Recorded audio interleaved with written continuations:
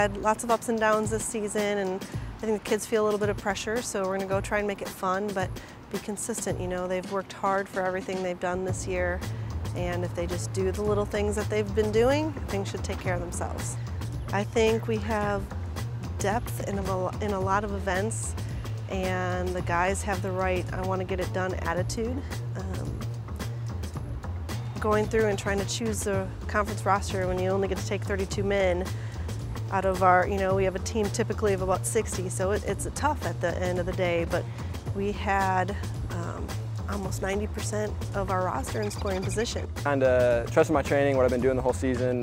You know, we've been working since August, September for this conference championships, and so I think it's kind of just doing what I've been doing all season and really locking in and just a couple of vault days left, really focusing on the things Coach has been telling me to focus on, and going to that conference championships confident in my abilities and what I've been doing, and just keep doing what I've been doing all season. Everybody's going out and competing in practice every day. Like, you know, in my event group, I've got several very good vaulters with me, and I think you look at every event group, you're going to see every day in practice, there's somebody they can compete against at practice. And I think that speaks not only to the depth of our team, but then when you go into a conference championship, we only had 3 indoor champions, like you said, but we're still able to come away with that title just simply because we've got such a deep team. I mean, you look like at the 60 meter, for example, we had the top 3 in that event and then another guy score. So I think, and that's not true just in that event. We have several events where there's many guys who are going to be in that top 8 scoring position without necessarily having to win that event.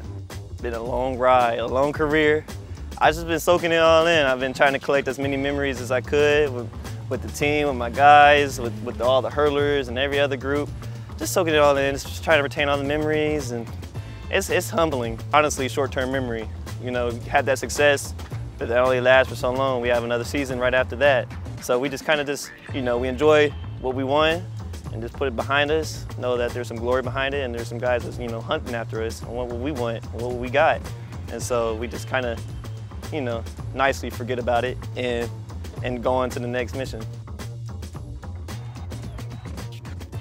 Well, definitely looking at our throws events, they really stepped up indoors, and outdoors, you know, indoors we only have 2 throws events, and outdoors we have 4. So we have a lot of guys, a group of 5 there that's competing hard, and hopefully we can get a bunch through to finals and score.